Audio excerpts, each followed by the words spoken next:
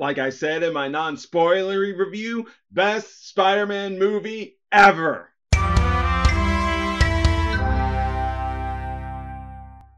What's up, YouTubers of the world? MegaGeekMixer here to give you guys my spoiler discussion on Spider-Man No Way Home. And once again, guys, yes, like I said, best Spider-Man movie ever in terms of live action. If I was to compare this one with Intro to the Spider-Verse, I will say that Into the Spider-Verse beats this one only by a little margin. It was close, mind you, but it's still a little low on that list there when it comes to Into the Spider-Verse. I don't know, maybe it's because of the big Miles Morales fan in me, and that's probably why, but also in the fact that you had a lot more Spider-Man in this one. But having said that, let's go ahead and get into this discussion and the fact that the multiverse clash that led into Tobey Maguire and Andrew Garfield's Spider-Man meeting Tom Holland's Spider-Man. And my God, guys, I could not believe this. I mean, sure, you've seen this in the animated series of him interacting with other Spider-Man that are Peter Parker with some similarities, but this one, it's pretty much the same Peter Parker, just the different actors all meeting together, and to see how they were all choreographing, choreographing and sharing dialogues, might I add, was pure genius. It was just perfect. It was exactly what made Peter Parker who he is, and how they all responded to each other was so funny. I just couldn't help but laugh, as well as the part where they were getting so emotional with things. And what I even more loved was how they let their science side of each of them correspond off together to help them in their mission of this movie. And that mission in this movie was the fact that, as you guys know, it pretty much starts where it left off, and No Way Home. I mean, not No Way Home, Far From Home. His identity's been revealed, and yeah, now this is just making things very tough on him and his friends, especially with MJ and Ned, who each were looking to get into the same college and stuff. But with all the support and negative support with Peter's identity being revealed, it made things even tougher on them, because they kept getting declined from the colleges that were their future and stuff. Oh boy, that was sad, but I think this is where it started to get into the part on what makes Spider-Man Spider-Man, and the fact that he has good intentions, he has an idea on how he can hope things will be fixed, but they go wrong due to him and is always screwing things up with his good intentions, but sometimes it screws up to some things being a little worse, some things being a lot worse. And that is in the fact that he goes to Dr. Strange, who, by the way, no longer the Sorcerer Supreme due to being snapped out of existence, and now Wong is. Just wanted to throw that out there. Is when he asks Strange to put a spell on, and when he realizes that there are few people he wants to remember he's Spider-Man, it messes up the spell so much that it causes the multiverse problem of having past enemies of Andrew Garfield's universe and Tobey Maguire's universe to come into this world. And I'm just like, oh yeah, that's exactly what it makes it Spider-Man. And it even more so came when he realized that he didn't want them to die. He wanted to save them, while Dr. Strange wanted to send them back to their universes so they could meet their fates. Not because Dr. Strange was a bad person. He was just thinking about the bigger picture of things. But no, this Peter didn't want that, and that's where it led into, first off, Doctor Strange versus Spider-Man in the mirror dimension. Unreal. I mean, first off, we all know, if you know the special effects in Doctor Strange, you knew this dimension, but to see it again is always awesome. I always love the special effects when they did that and stuff. But what was the twist in how Peter was able to figure it out, to be able to beat Strange and take over from there, that he did his usual thing of trying to help these villains. But little did he know that while first he helped them, that one of them, who, if you all remember, was never really bad to begin with, not being Dr. Octopus in the Tobey Maguire universe. Remember, those arms he had that were speaking to him in his head, making him do these bad things. Just because if you remember in Spider-Man 2, he was like that because of them, and then Spider-Man Tobey Maguire was able to talk him down about it, or not down about it, but talk down those things so he could make them listen to him. Woo! Oh my God, I could just tell you how crazy all of this is. But oh, and one more thing. If you guys didn't see it, the nanos on Peter, they were actually taking control of Dr.Ock. Oh my God, that was so funny how he had control of them for pretty much a majority of the movie until after he fixed the thing on the dog's head, that he was able to regain control of them was unbelievable. And let's not forget Electro. Electro, who I believe this time looked a little different when he got a physical body back, now had the actual electricity of the yellow electricity, yellow white energy electricity. But I won't deny, I miss that blue electricity. Even still, though, this all really can remind you on how tragic these villains are, such as Flint Marko, who couldn't really form a physical body. He could only form a sand physical form of his human self. And then you've got, of course, you got Electro, who was just being drawn by power, such as Tony Stark's power. Nasty stuff there. And of course, the Green Goblin, Norman Osborn himself. All this stuff of wanting to help them led into him finding out the consequences of following his heart and doing what he does. Now, don't get me wrong, guys. I'm glad that's what Spider-Man did, because this is who Spider-Man is. If he stopped being this guy who wants to help people and stuff, then he's no longer Spider-Man. But at the same time, it doesn't come without its consequences. And that consequence being Aunt May. Oh my God, guys. Yes. Aunt May. God rest her soul. First off, I love the actress who was playing this Aunt May. She pretty much took over the role of Uncle Ben throughout her entire time of supporting Tom Holland's Spider-Man through all this. The only difference is she knew of his identity, whereas Uncle Ben never knew of it. But you could kind of say maybe he had thought of something in the back of his mind, showing something different was happening with his nephew.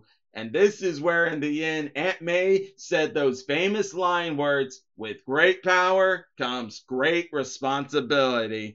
And man, that was deep hearing from her, especially after when he saw how messed up he did, and he was about to say, like, I shouldn't have done this at all. But no, May was like, you stand firm. It's always the right thing to do to help people. And that's when she said the famous Uncle Ben lines. And yeah, while I will admit that it might not be as deep as some would think when Uncle Ben says it, for me, that was pretty deep and powerful. Will I say it goes above Uncle Ben?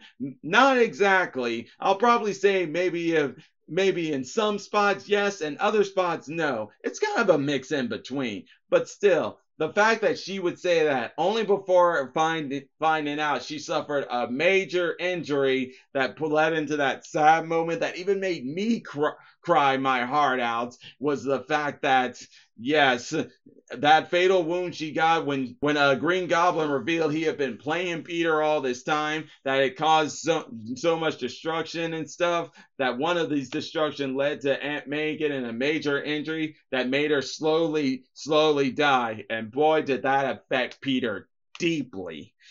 That it had to take the strength of Andrew Garfield and Tobey Maguire to help out. And speaking of which, why don't we go back into those guys? Because I need to real quick tell you guys that I completely forgot Tobey Maguire never needed gadgets for his webbing. Until he did that, I was like, oh, I forgot he could do that. He doesn't need it.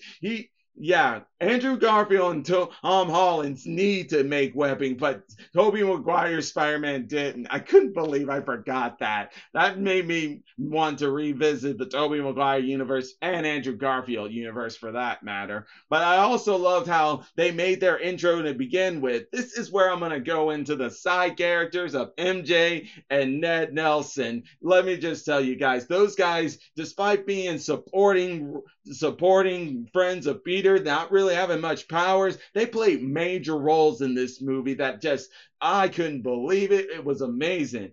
Zendaya as MJ, man, she is pretty much what you call the girlfriend you want, the girlfriend who supports you and is always behind you 100%. Because that's exactly what she was in this movie.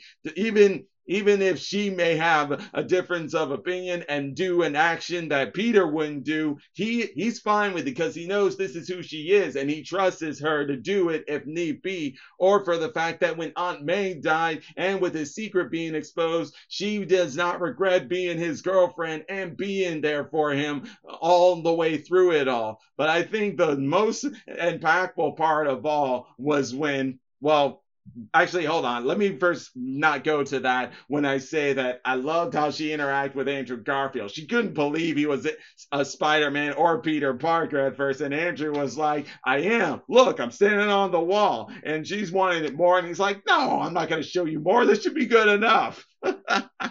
Oh my God. So funny and stuff. And then, of course, how they met Tobey Maguire and everything, and him and Andrew had a little clash at first.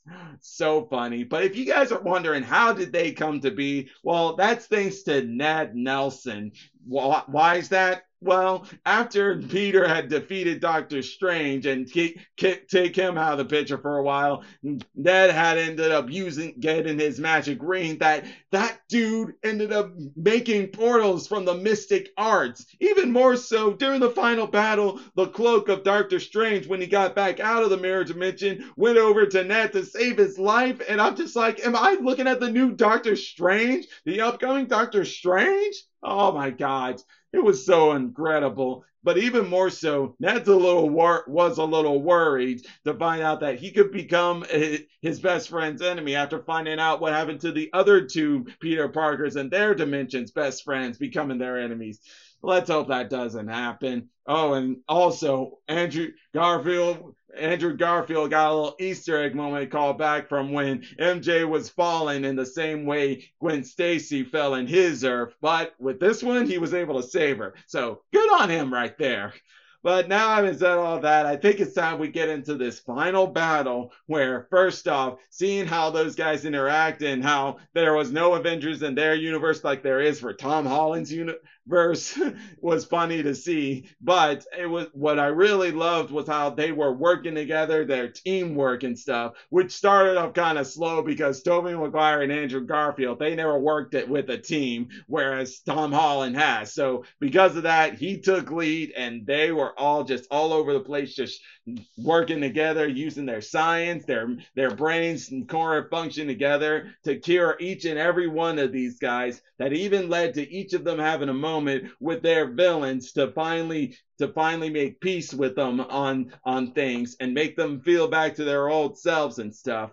But the real trickery came here was that at the end, when everything was finally done, though, Peter Parker made the decision that just go ahead, make everyone forget him, even his girlfriend and his best friend, everybody. That led into the most heartfelt moment of all as he was saying goodbye to all of them, the villains, the Peter Parkers, and MJ and Ned. And all I can tell you is every time, and when I was seeing that all the way from start to finish, I was like, please just stop already. I mean, I was in so much emotion. My heart was crying out so much. I was like, please guys, stop. I can't take this anymore. That's how good it was. That's how good the emotion level, atmosphere, the music, the acting done so beautifully. I could not stop crying my heart out that I was like, yes, please stop it. I can't handle this anymore. All's the same though. The fact that it made me do that just showed how great this movie was. Oh my God, guys. I could just I don't know what the words are for me. All I just know is it hit me. It hit me that hard for that scene. And then the actors from all these actors, from the ones in the MCU universe to Tobey Maguire's universe, Andrew Garfield's universe, everyone did such an amazing job that I will never forget this at all. This is why this is the best live action movie of them all yet. All's the same though, guys. That's gotta be all I need to talk about. Other than the fact on how like there was a post-credit scene of Venom being in the universe too, but he was off hanging out in a bar somewhere, and that after the spell had been affected, yes, no one knows who Spider-Man is and stuff. And Peter at first was gonna tell MJ and Ned, but then he decided against it and beat and that mostly says he wants to keep him safe, and now he's just pretty much off on his own. This makes you wonder, where's this going to lead him to? I remember hearing there's words of another trilogy being made and Tom Holland being the one to play it. At least that's the word I'm hearing. There's also a limbo right now with him saying, maybe I don't want to play him anymore. Maybe it's time to stop. I think I've done enough with the character.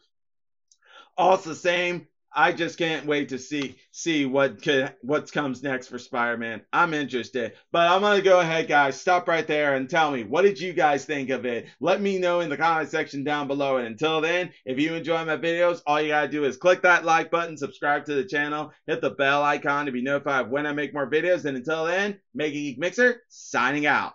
Bye.